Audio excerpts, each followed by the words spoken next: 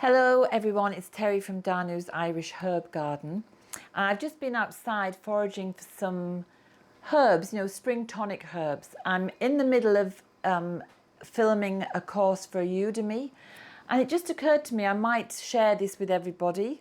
So I've been outside, I've been collecting nettles, and I'd just like to talk about sensible harvesting, sustainable harvesting, and let's have some consideration about this, because I know from my own personal experience that it's very easy to become so over enthused that you go out on a lovely day and you think, oh my God, I better harvest this, that and the other because it'll be gone. And that's going out from a place of lack. We have to remember Mother Earth is full of abundance. She is abundant in all her giving, and there's plenty of herbs out there for everybody, and they're going to be there all summer, so there is no panic. So some of the rules of harvesting that I have adopted, or that I use myself, is never take the first plant that you see, because it might be the last. Never take more than 10% of any group of plants wherever you are harvesting. Never take the last plant, because it might be the last. And if you can tell that somebody else has already been in a particular place harvesting, well, just move on and go somewhere else yourself. There is enough for everybody. Saying that, when I've been around my own garden in the past, I've harvested so much of one plant, bearing all those rules of harvesting in mind. I've still come back with so much that I've been unable to process it. So I would also suggest that you go out with intent. So go out with the intention that I'm picking X to do Y with it. So for example, here on the table,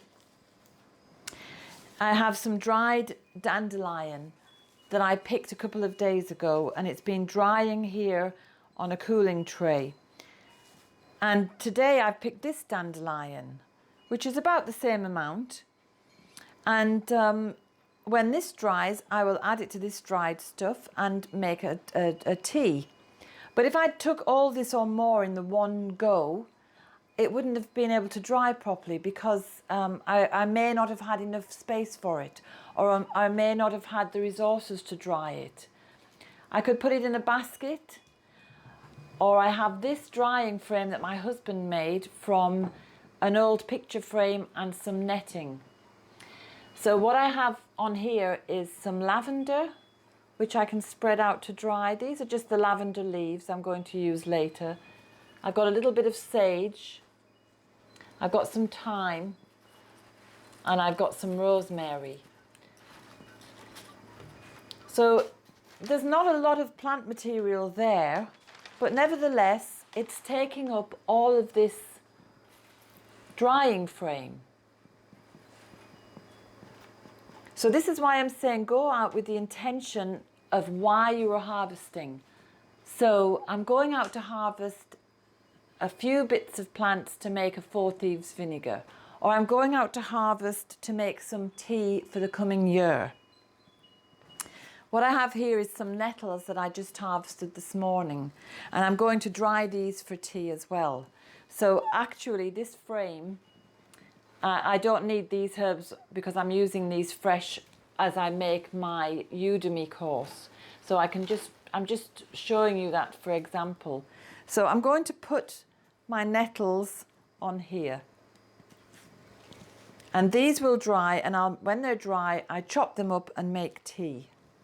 And then I'll have nettle tea for the year. Now there won't be enough nettles here for enough tea for the year, so I will go out and go to a different place and get more nettles in another day or two. And then I'll repeat that several times throughout the summer until I have enough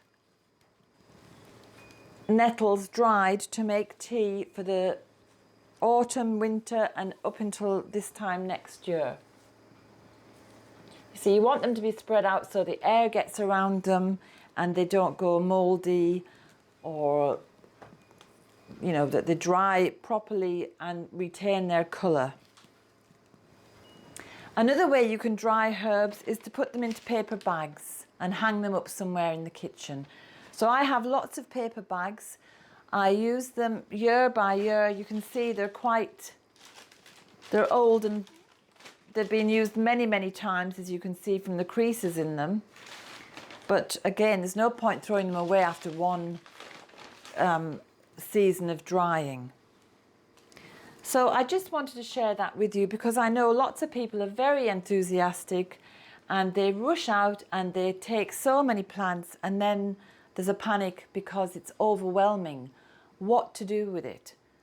So as you can see here, this is one morning's 5-minute harvest got me all this nettle,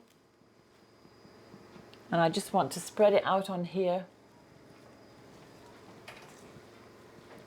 I have a bit extra, so I'll put it into this basket, or I might put it into a paper bag. You know, there's lots of ways of doing it. Some herbs you could just tie up and hang from a beam. But the reason I wanted to say this is because, as I said, from personal experience, I don't want other people to make the same mistakes and having plant material being wasted. It's such a terrible waste if you don't plan what you're using it for. Have you the space and the facilities to dry it? And if you don't, just take little bits at a time, because there is an abundance out there and you don't need to go out working from a place of lack. So enjoy finding your herbs and plants outside. Enjoy bringing them home and processing them.